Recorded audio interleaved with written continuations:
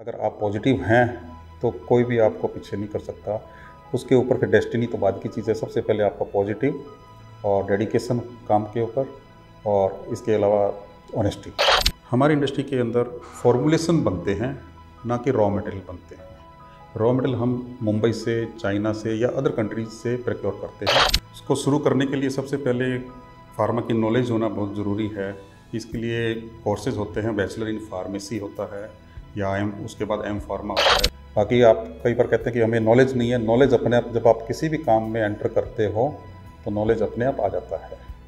अनंता Medicare related जो हमारी industry है, कंपनी है, ये इसके अंदर हर एक चीज़ एक सिस्टमेटिक ढंग से चलती है। हर एक चीज़ प्लान होता है। अगर आपने किसी भी चीज़ के लिए कोई भी सिस्टम डेवलप कर दिया तो सिस्टम काम करता है, हम काम नहीं करते हैं। एक्सपोर्ट के अंदर भी, लॉजिस्टिक के अंदर भी दिक्कत आती थी कि भी कोविड के टाइम में हमने गुड्स भेजना है तो उसके लिए हम लोग ट्रांसपोर्टर को बोलते थे कि भाई हमारे पास ऐसी ऐसी परमिशन है, और उसको लेटर बना के देते थे, उसके गाड़ी के आगे परमिशन लगाते थे। इनिशियली हमने बहुत ही कम इन्वेस्टमेंट में शुरू किया था, मैं आपको बता दूं। तो जब अब एक्सपोर्ट शुरू किया तो हमारी खुद की इंडस्ट्री से नहीं हो रहा था। हम बाहर से मेडिसिन को मैन्युफैक्चरिंग करवा करके एक्सपोर्ट किया करते थे।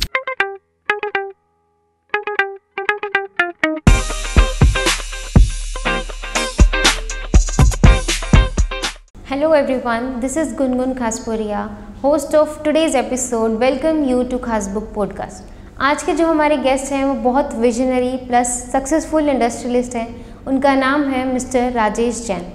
राजेश जैन सर अनंता मेडिकेयर के डायरेक्टर हैं। अनंता मेडिकेयर एक फार्मा इंडस्ट्री है जो allopathy, Ayurvedic, even food supplements को मैन्युफैक्चर करती है।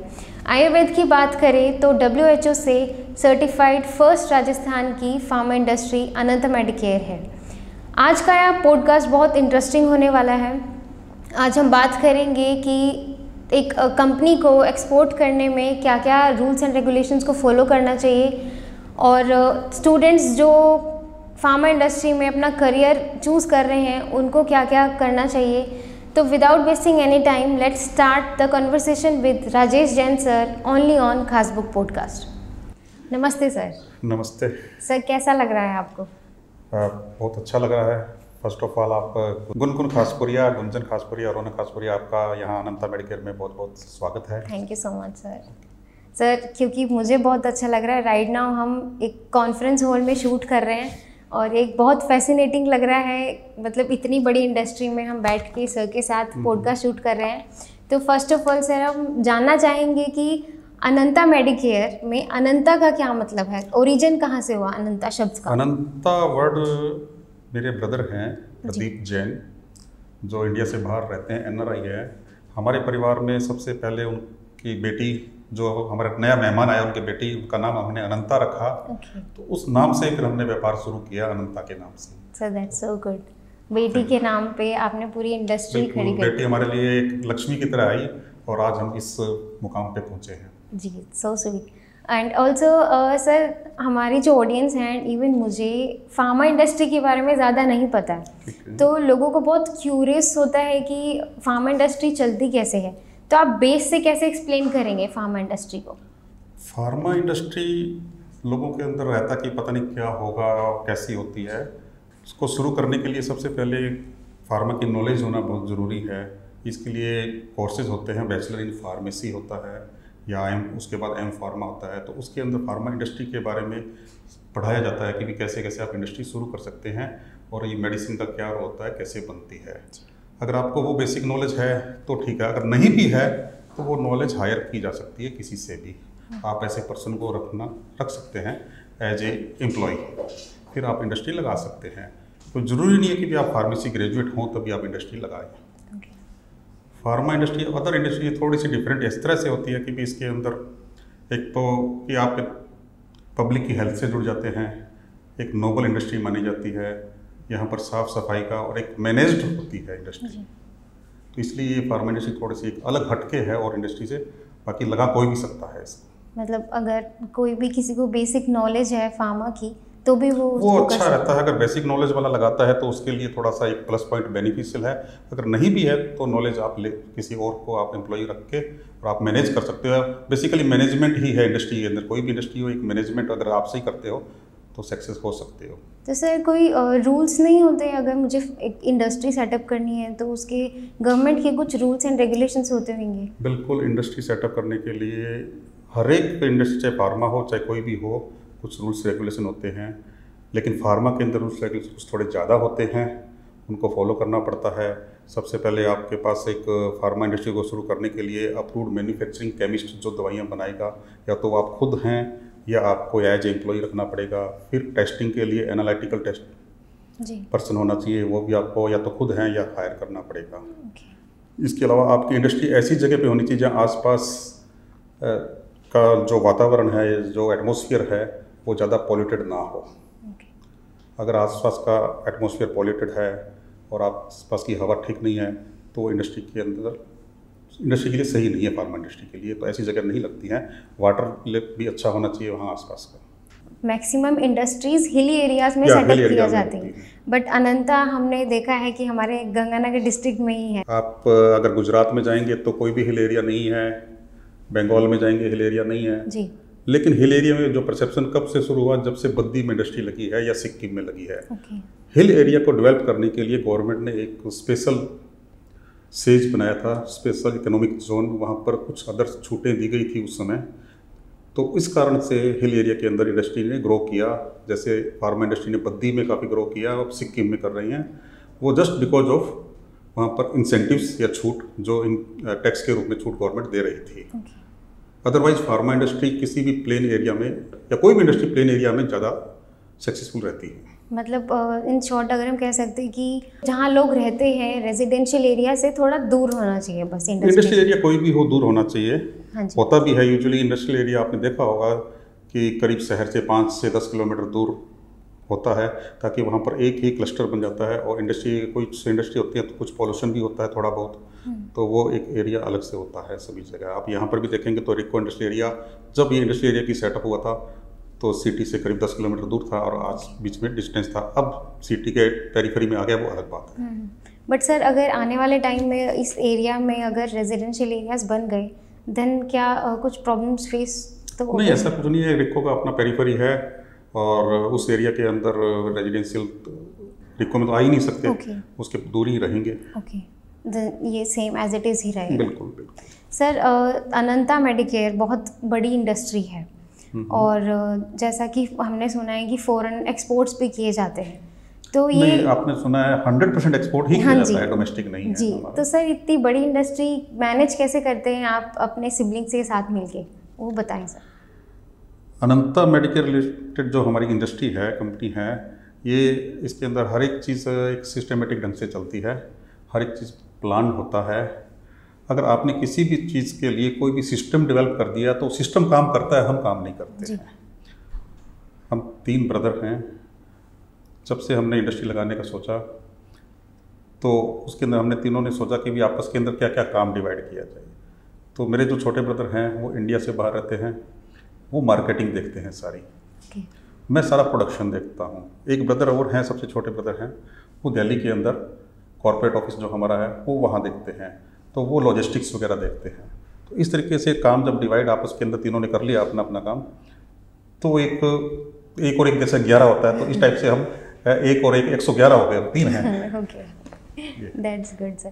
तो सर ये इनिशिएट किसने किया आप तीनों में से? इनिशिएट ये हुआ जब मैंने मेरी 12th पास की। उसमें फर्स्ट ईयर होता था, 12th नहीं होती थी। तो उसके बाद फार्मेसी के अंदर मैंने एडमिशन लिया। तो उसमें जब एडमिशन लेने के बाद 2 ही एम थे कि या तो गवर्नमेंट जॉब एक होती है हमारे यहाँ ड्रग कंट्रोल ऑफिसर, या तो मैं उसमें जाना चाहता था, या फिर इंडस्ट्री के अंदर 2 ही जगह। अदरवाइज फार्मेसी के अंदर बहुत से स्कोप होते हैं। हाँ जी। तो इत्तेफाक से 95 के अंदर ड्रग कंट्रोल ऑफिसर की पोस्ट भी गवर्नमेंट ने निकाली थी, लेकिन उस समय नहीं हो पाया किसी कारणवश। और उसके बाद फिर इंडस्ट्री के लिए मैंने मतलब 95 के अंदर बैचलर इन फार्मेसी किया। उसके बाद इंडस्ट्री के अंदर एनबेक्सी कंपनी है, बहुत बड़ी पहले हुआ करती थी, अब वो सन फार्मा ने उसको टेक ओवर कर लिया है। उसमें एक्सपीरियंस लिया कुछ महीनों का। फिर मैंने वहाँ पर गंगानगर में ही जो 2-3 छोटी इंडस्ट्री थी, स्मॉल स्केल इंडस्ट्रीज, उनके अंदर ट्रेनिंग वगैरह लेकर के, और ये शुरू से एम था कि भी हमने इंडस्ट्री लगानी है। तो साइमल्टेनियसली ब्रदर जो बाहर रह रहा था वो भी इंजीनियरिंग करने के लिए गए हुए थे वहाँ पर, तो डिस्कस किया। तो छोटा सा इंडस्ट्री पहले लगाई 2000 के अंदर, उसमें हम डोमेस्टिक किया करते थे जी। लेकिन उसके बाद धीरे धीरे करके एक्सपोर्ट के अंदर शुरू किया और ये आज इस तरह से। तो सर आपकी एज क्या थी जब आपने इस पे स्टेप किया? एज उस समय मेरी थी करीब 30 इयर्स ओके। जब ये शुरू किया जी। बाकी उससे पहले 10 साल का पीरियड मेरा स्टडी प्लस एक्सपीरियंस में रहा है। ओके।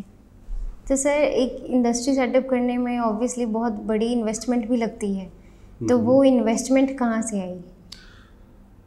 इनिशियली हमने बहुत ही कम इन्वेस्टमेंट में शुरू किया था, मैं आपको बता दूं। वो बिजनेस से ही धीरे धीरे करके जाता गया, फिर बाद में कुछ बैंक वगैरह से भी क्रेडिट लिया।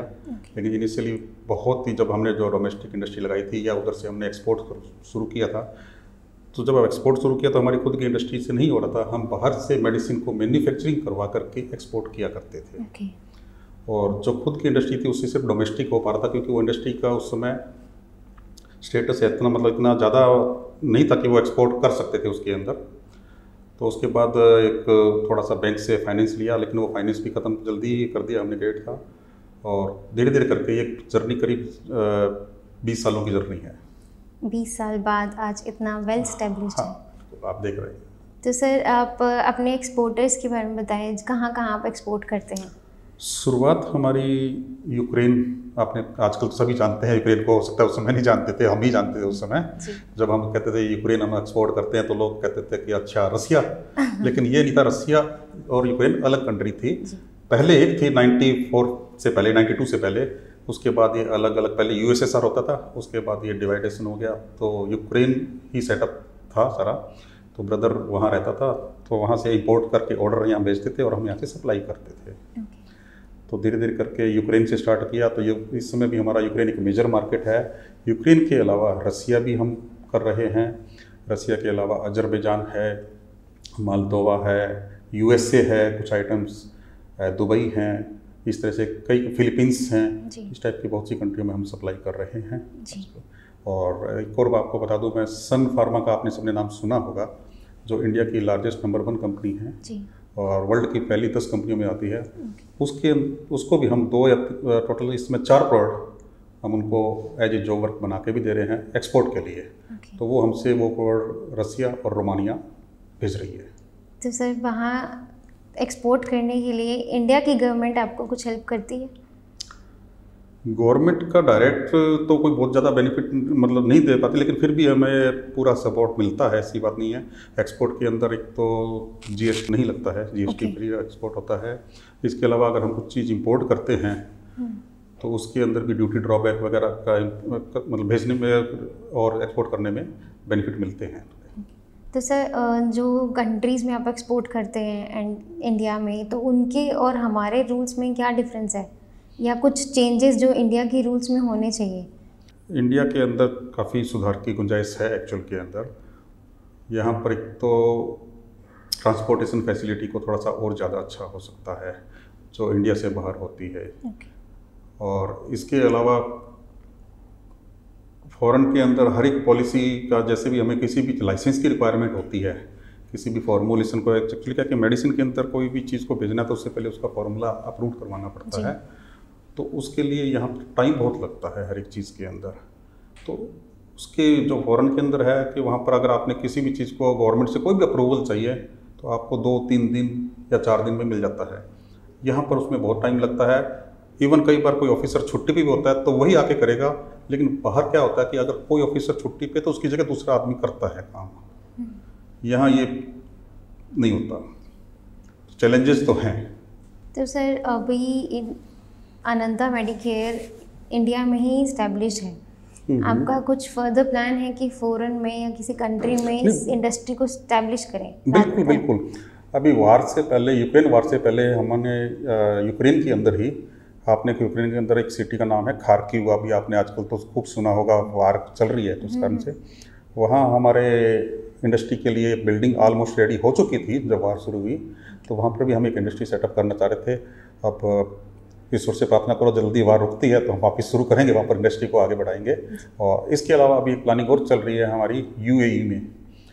यूएई के अंदर रियाद जगह है, तो वहाँ पर भी एक प्लानिंग अभी चल रही है। ओके, इस्टेब्लिश करने का। यस। और इसके अलावा हमारे ऑफिसेज तो हैं ही हैं इंडिया से बाहर हमारा लंदन में ऑफिस है, और यूक्रेन में तो already custom bonded warehouse और ऑफिस है।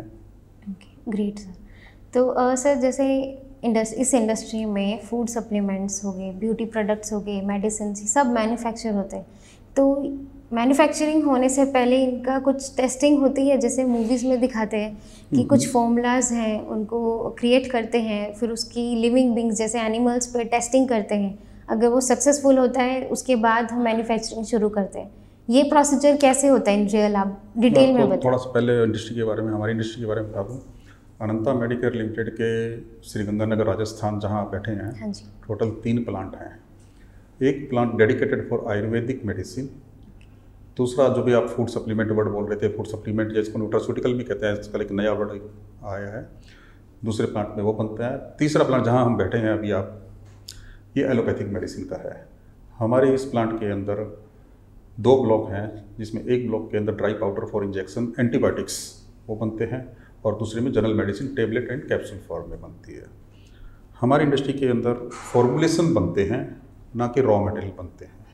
रॉ मटेरियल हम मुंबई से, चाइना से या अदर कंट्रीज से प्रोक्योर करते हैं, उनको एक फॉर्मुलेशन में टेबलेट फॉर्म में, फॉर्मुलेशन का मतलब टेबलेट फॉर्म या कैप्सूल फॉर्म या इंजेक्शन फॉर्म, जो भी फॉर्म होती है, या ऑइंटमेंट हो गया, उस फॉर्म के अंदर हम उसको डेवलप करते हैं। जो आप एनिमल स्टडी की बात कर रहे हैं, वो जब किसी नए मॉलिक्यूल को R&D करना होता है तो उसके लिए एनिमल स्टडी करनी पड़ती है। तो हमें एनिमल स्टडी अभी नहीं करनी पड़ती है, बिकॉज हमारे पास जो फॉर्मुलेशन R&D हो चुके हैं, बने हुए हैं, उन्हीं को हमें फॉर्मुलेट करना होता है। जो इंडियन फार्माकोपिया, इंडिया के अंदर एक बुक आती है जिसको कहते हैं IP, आपने देखा होगा मेडिसिन के पीछे IP लिखा होता है, उसका मतलब होता है इंडियन फार्माकोपिया। उस बुक के अंदर वो ऑफिशियल प्रोडक्ट होते हैं, या फिर अमेरिका की होती है उसको USP कहते हैं, ब्रिटिश की ब्रिटिश फार्माकोपिया होती है, हर एक कंट्री की अपनी अपनी फार्माकोपिया है। उनके अंदर वो रॉ मटेरियल ऑलरेडी होते हैं, उन रॉ मटेरियल को हम कॉम्बिनेशन में या इंडिविजुअल फॉर्मुलेट करते हैं। ओके, तो जैसा आपने बताया कि फॉर्मूलाज चाइना जैसी जगहों पे बन के आपके पास आते हैं। फॉर्मूलाज नहीं आते, रॉ मटेरियल आता है। रॉ मटेरियल जैसे पैरासीटामोल है, ओके, वहाँ से हमारे पास रॉ पैरासीटामोल पाउडर आएगा, ओके, उसको हम टेबलेट में कन्वर्ट करते हैं। तो सर जो वो पाउडर आ रहा है, अगर उस साइड से बन के आ रहा है वो पाउडर, इंडिया में भी बनता है, वहाँ पर भी बनता है। हाँ जी, तो उधर से अगर कुछ अनइवन हुआ तो वो मैन्युफैक्चरिंग में भी जैसे भी इंडिया में हमारे पास कोई भी, मैं बताता हूँ आपको इसका प्रोसीजर क्या रहता है। हमारे पास जितने भी उस पाउडर आते हैं, जैसे पैरासीटामोल मैंने आपको बताया, तो वो इसको हम कहते हैं active ingredient, active pharmaceutical ingredient, API, या ठीक है। लेकिन उसको अगर हम एज इट इज़ टेबलेट बनाना चाहेंगे नहीं बनेगी, उसके अंदर हमें एक्सीपेंट ऐड करने पड़ते हैं। एक्सीपेंट के अंदर, उसके अंदर एक अदर एडिटिव्स होते हैं, जैसे उसके अंदर हमें लुब्रिकेंट्स भी ऐड करना पड़ेगा, बाइंडिंग एजेंट जिसको बाइंड करके टेबलेट बनाने के, तो वो स्टार्च भी होता है, PVPK भी होता है, अदर कई तरह के 5-6 इंग्रेडिएंट ऐड करके तो उसकी टेबलेट बनती है।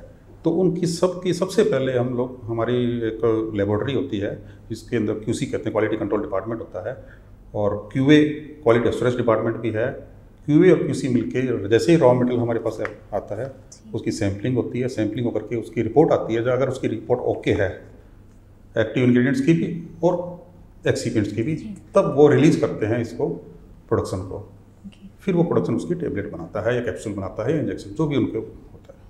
तो सर ये जैसे मेडिसिन्स की बात करें तो मेडिसिन्स के डिफरेंट शेप, साइज, कुछ तो कलर्स में ऐसे लगता है जैसे जेम्स हैं, ये ऐसा क्यों होता है?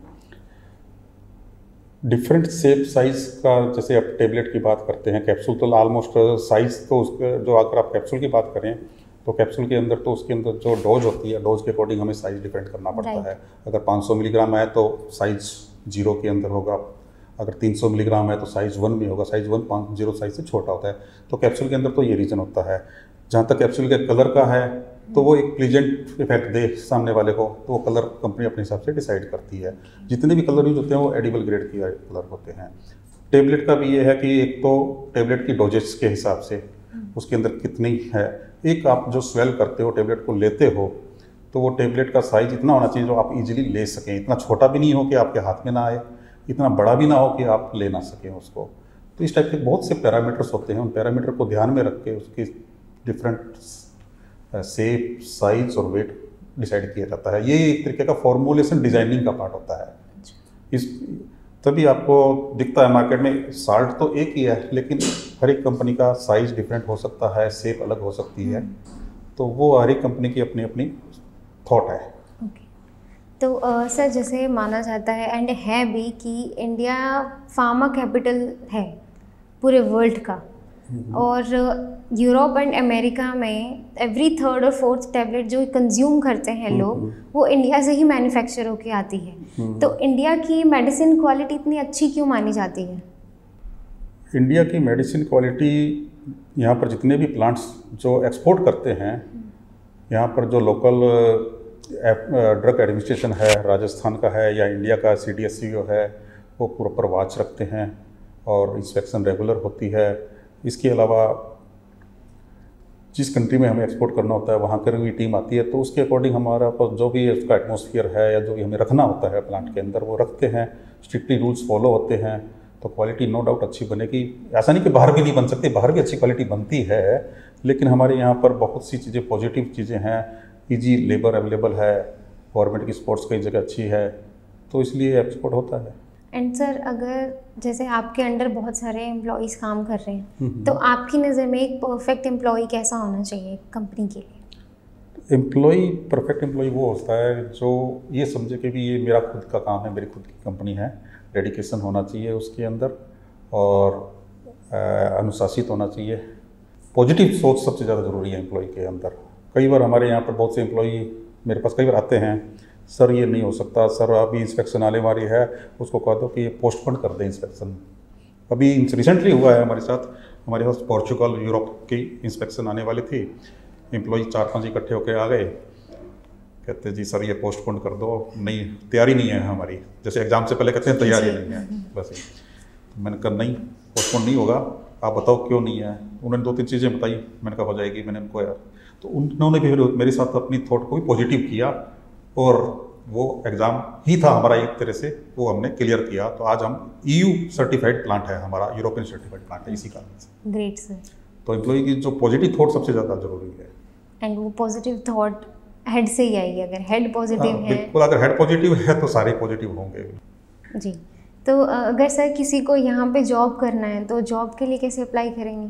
अनंता मेडिकेयर मेरे यहाँ पर करीब 5 तरह के डिपार्टमेंट है, जिसके अंदर प्रोडक्शन डिपार्टमेंट है, उसके अंदर तो हम लोग यूजुअली फार्मेसी या एम फार्मा जो फार्मेसी ग्रेजुएट होते हैं जिसको नॉलेज होती है या फ्रेश भी है, तो यहाँ पर आकर के वो अपनी नॉलेज ले सकता है धीरे धीरे करके, या कोई BSc हो तब भी। और अकाउंट्स डिपार्टमेंट के अंदर कॉमर्स या चार्टर्ड अकाउंटेंट्स वगैरह की रहती है। एक हमारे यहाँ डिपार्टमेंट होता है इंजीनियरिंग डिपार्टमेंट, उसके अंदर मैकेनिकल इंजीनियर्स, इलेक्ट्रिकल इंजीनियर्स वगैरह की रिक्वायरमेंट रहती है। उसके अंदर कुछ फ्रेश भी आते हैं और एक्सपीरियंस पर्सन भी आते हैं, तो फ्रेश को धीरे धीरे करके यही एक्सपीरियंस हो जाता है, तो अप्लाई कर सकते हैं। हर तरह के डिपार्टमेंट है, क्वालिटी एश्योरेंस डिपार्टमेंट भी है, क्वालिटी कंट्रोल डिपार्टमेंट भी है। क्वालिटी कंट्रोल के अंदर फार्मेसी के साथ साथ साइंस के ग्रेजुएट्स भी, बायोटेक्नोलॉजी वाले भी, माइक्रोबायोलॉजिस्ट भी रिक्वायर्ड रहते हैं। तो बेसिक ग्रेजुएशन क्या चाहिए होगी अगर किसी को यहाँ अप्लाई करना है? हाँ, अगर आपने टेस्टिंग में या अदर ऑफिसर ग्रेड में आना है तो एटलीस्ट ग्रेजुएट तो ज़रूरी है, वो भी साइंस ग्रेजुएशन प्लस या फार्मेसी ग्रेजुएशन। और अकाउंट्स में आना है तो वहाँ कॉमर्स के लिए है। Okay, great. सर अगर हम कोविड की बात करें तो कोविड में एक्सपोर्ट करना कितना मुश्किल हुआ था, और मेडिसिन्स बनती हैं यहाँ पे तो हम इस इंडस्ट्री को, फैक्ट्री को बंद भी नहीं कर सकते थे, तो वो सब आपने कैसे हैंडल किया उस टाइम, वो सब डिटेल में बताओ। कोविड का पीरियड हमारे लिए बहुत कुछ सिखा के भी गया है हमें, और हमारे लिए बहुत ही टिपिकल रहा है। जिस दिन अनाउंस हुआ था कि भी कल से पूरा हिंदुस्तान बंद रहेगा, लॉकडाउन जी, तो बहुत से जो एम्प्लॉइज़ थे सब ने अपने आप ही आना बंद कर दिया कि लॉकडाउन है। लेकिन हमारे पास राज्य सरकार द्वारा लेटर आया कि आपकी चूँकि फार्मा इंडस्ट्री है, इसेंशियल कमोडिटी के अंदर आपकी आती है, आपको इंडस्ट्री बंद नहीं करनी है। एक तरफ गवर्नमेंट से कि इंडस्ट्री बंद नहीं करनी है, एक तरफ से एम्प्लॉय ने आना बंद कर दिया। तो हम लोग यहाँ पर उस समय तत्कालीन SDM से उनसे जाके मिले, उन्होंने हमें पास बना के दिया हमारे ऑटोज़ वगैरह के लिए, हमारी गाड़ियों के लिए, कि वे आप अपने एम्प्लॉयज़ को, उन्होंने तो पास बना दिया, लेकिन उसके बाद चैलेंज है कि एम्प्लॉय को कैसे सेट करें। तो मैं खुद यहाँ आया, सबसे पहले मैंने उनको ये बोला कि मैं फैक्ट्री से ही बोल रहा हूँ, मैं खुद जब आया हुआ हूँ तो आपको आना चाहिए। तो लगभग 2-4 को छोड़ के सभी एम्प्लॉय ने पॉजिटिव रूप से इसको स्वीकार किया। उन्होंने बोला कि सर आए कैसे, तो हमने कहा आने के लिए मैं आपको ट्रांसपोर्टेशन अवेलेबल करवाता हूँ, करवाई। फिर ट्रांसपोर्टेशन के अंदर भी रास्ते में उस समय पता नहीं होता था, हर एक पुलिस वालों को भी उन्होंने रोका, उनको समझाया, उन्होंने कोऑपरेट किया कि हाँ मेडिसिन की इंडस्ट्री है, जाने दिया जाए। लगभग हर तरह से कोऑपरेशन मिला, स्टाफ भी आया और यहाँ पर आने के बाद सबको हमने जो भी प्रिकॉशंस लेनी थी वो नेसेसरी प्रिकॉशंस ली और किसी भी तरह की कोई कैजुअलिटी भी नहीं हुई और प्लांट भी चलता रहा। तो सर एक्सपोर्ट करने में भी प्रॉब्लम हुई थी उस टाइम? एक्सपोर्ट के अंदर भी, लॉजिस्टिक के अंदर भी दिक्कत आती थी कि भी कोविड के टाइम में हमने गुड्स भेजना है, तो उसके लिए हम लोग ट्रांसपोर्टर को बोलते थे कि भी हमारे पास ऐसी ऐसी परमिशन है और उसको लेटर बना के देते थे, उसकी गाड़ी के आगे परमिशन लगाते थे। तो ऐसी ज़्यादा दिक्कत नहीं आई है क्योंकि मेडिसिन थी। तो शुरू में दिक्कत आई कुछ दिनों तक, लेकिन उसके बाद हर एक आदमी समझ गया कि ये इसेंशियल सर्विस है, इनको जाने दिया जाए। Right sir. तो सर क्या फील होता है अगर आज आप अपने आप को देखते हैं, पीछे मुड़ के देखते हैं कि जब आपने शुरू किया था एंड अब कितना डिफरेंस है, वास्ट डिफरेंस है? बहुत डिफरेंस तो है। कैसा फील होता है सर आपको? फील तो अच्छा होता है, काफ़ी अच्छा फील हो रहा है कि भी आज जिस समय मैं खुद किसी समय एक एम्प्लॉय था किसी का, और आज यहाँ पर लगभग 400 लोगों को मैंने एम्प्लॉयमेंट दे रखा है। मोर देन 400 मेरे पास इस समय एम्प्लॉयज़ हैं और एक परिवार की तरह रहते हैं। अभी कुछ दिन पहले ही उन लोगों ने मेरा यहाँ पर जन्मदिन मनाया है। अभी हमने स्टाफ के लिए 2 बसें, क्योंकि स्टाफ जब आता है यहाँ से करीब 12-15 किलोमीटर दूर से आता है, तो वो स्टाफ सर्दी में गर्मी में ऑटो में आता था। तो हम लोगों ने सोचा कि भी उसके लिए कुछ ना कुछ ऐसा किया जाए कि भी वो आते जाते टाइम सेफ भी रहे और सर्दी गर्मी में। 2 एयर कंडीशन बसें हमने अवेलेबल करवाई है जो अभी 1 तारीख से ही अभी शुरू हुई हैं। तो स्टाफ को आने जाने के लिए अभी यहाँ पर कैंटीन भी शुरू कर रहे हैं हम स्टाफ के खाने के लिए। तो ये चीज़ें मतलब आपको अगर हम स्टाफ को अच्छी सहूलियत देंगे, अच्छा मोटिवेशन देंगे, तो वो भी एक परिवार की तरह काम करता है और अच्छा काम करता है। जैसे जब आप स्कूल में थे आपने सोचा था कि मैं इतनी बड़ी इंडस्ट्री का मालिक बन नहीं, कभी भी नहीं सोचा था ये। इवन यहाँ तक कि जब मैं फार्मेसी कर रहा था उसमें भी था कि प्रोडक्शन में ज़रूर जाएंगे, लेकिन डेस्टिनी यहाँ तक ले जाएगी ये नहीं सोचा था। गॉड्स ग्रेस, मतलब भगवान का आशीर्वाद कह सकते हैं। बिल्कुल भगवान का आशीर्वाद, हमारे जितने भी साथ के लोग हैं उनकी शुभकामनाएं भी हैं, और जो बड़े हैं उनका आशीर्वाद, और जो साथी हैं उनकी शुभकामनाएं हैं। यहाँ पर जिसने भी काम किया है उनकी भी एक विशेष तो होती है पॉजिटिव। तो इफ़ यू डोंट माइंड मैं पूछूं कि अनंता मेडिकेयर का टर्नओवर कितना रहता है? टर्नओवर तो अभी धीरे धीरे करके बढ़ रहा है। टर्नओवर का एग्जैक्ट इन नंबर्स अगर वो पूछे सर? नंबर्स तो अभी क्या बताएं आपको, करोड़ों है। बाकी अभी एक और हमारा IPO आने वाला है जल्दी ही जी, और उसके बाद और ज़्यादा हम आगे एक्सपेंशन में जाएंगे। Okay sir, great sir. Sir Ananta Medicare के बारे में और आप डिटेल में क्या कुछ बताना चाहेंगे? मैम अनंता मेडिकेयर के बारे में 2-3 चीज़ें और मैं आपको बताता हूँ कंपनी के बारे में। कंपनी को 2019 में राज्य सरकार द्वारा पहली बार उद्योग रत्न अवार्ड, जो स्टेट में एक ही होता है, 2019 में उद्योग रत्न अवार्ड से नवाजा गया। उसके बाद 2021 में निर्यात रत्न और 2023 में दोबारा उद्योग रत्न अवार्ड मिला है कंपनी को, जो कि स्टेट के चीफ मिनिस्टर देते हैं। तो ये कंपनी की अचीवमेंट्स रही हैं। इस कंपनी के अंदर हर तरह के जो भी गवर्नमेंट के नॉर्म्स हैं हम सब फॉलो करते हैं, चाहे वो पॉल्यूशन कंट्रोल बोर्ड से हो, चाहे वो टैक्सेस के हों, रेन वाटर हार्वेस्टिंग है, सोलर है, ग्रीन एनर्जी के लिए सारा हम हर तरीके के यहाँ पर फॉलो करने की कोशिश करते हैं। लेबर के लिए, वेलफेयर के लिए भी बहुत सी चीज़ें चलती रहती हैं, ट्रेनिंग के लिए भी चलता रहता है यहाँ पर। तो ये बहुत सी चीज़ें हैं जो कंपनी के लिए हम करते रहते हैं। एंड सर एट लास्ट अगर मैं पूछूँ तो आप एस्पायरिंग एंटरप्रेन्योर्स जो हैं उनको आप क्या मैसेज देना चाहोगे? क्योंकि हम भी एक अपनी कंपनी को धीरे धीरे डेवलप कर रहे हैं, तो हमें भी कुछ डिफ़िकल्टीज फेस करने को मिलती है, तो आप क्या हमको गाइड करेंगे? सबसे पहले तो मैं जो भी एंटरप्रेन्योर बनना चाह रहा है या जिसके अंदर इस टाइप का है कि मैं अपना कोई स्टार्टअप शुरू करना चाहता हूँ, तो ऑनेस्टी सबसे ज़्यादा ज़रूरी है। अपने काम के प्रति और अपने हर एक जगह में ऑनेस्टी के अलावा डेडिकेशन और पॉजिटिव थिंग्स, जो पहले भी मैंने एक बार जिक्र किया पॉजिटिव थिंग्स के लिए। अगर आप पॉजिटिव हैं तो कोई भी आपको पीछे नहीं कर सकता। उसके ऊपर फिर डेस्टिनी तो बाद की चीज़ है। सबसे पहले आपका पॉजिटिव और डेडिकेशन काम के ऊपर, और इसके अलावा ऑनेस्टी, ये अगर 3 चीज़ें किसी के अंदर हैं तो वो एक सक्सेसफुल एंटरप्रेन्योर बन सकता है। बाकी आप कई बार कहते हैं कि हमें नॉलेज नहीं है, नॉलेज अपने आप, जब आप किसी भी काम में एंटर करते हो तो नॉलेज अपने आप आ जाता है। एक्सपीरियंस है सर आप तो वो इसलिए। सब अपने आप आ जाता है, लेकिन आपके पास अगर ये 3 चीज़ें हैं, लगन है काम करने की, डेडिकेशन है, ऑनेस्टी है, ये जो चीज़ें। Great sir. So at last मैं आपसे पूछना चाहूँगी कि आपका खासबुक टीम के साथ एक्सपीरियंस कैसा रहा सर? मेरे को बड़ा अच्छा लग रहा है। आप 3 सिबलिंग्स वगैरह जब आप पहली बार आए थे तो मैंने ये सोचा नहीं था कि भी आप ऐसा कुछ कर रहे हैं। जी। तो डिस्कशन हुआ, उसके बाद काफ़ी लंबे टाइम से मैं आपको टाइम नहीं दे पा रहा था, लेकिन आपने पीछा नहीं छोड़ा। इसी को अभी मैं करता ना लगन, डेडिकेशन, कि हाँ आपने इंटरव्यू करना है। आप कभी फोन भी कर रहे थे, नीचे लगातार फॉलोअप ले रहे थे, तो ये आपको काफ़ी ऊंचाइयों तक लेके जाएगा। मेरी शुभकामनाएं आपके साथ हैं। आपके अंदर वो जो चीज़ मैं बता रहा था वो तीनों चीज़ें हैं। आप आने वाले टाइम में अच्छे, ये भी एक इंडस्ट्री है, आपकी भी एंटरप्रेन्योर बनोगे। Thank you. That's all about today's podcast. आज के पॉडकास्ट में हमने एक फार्मा इंडस्ट्री के बारे में बहुत डिटेल में जाना। We will back with our next podcast. Till then take care. जय हिंद।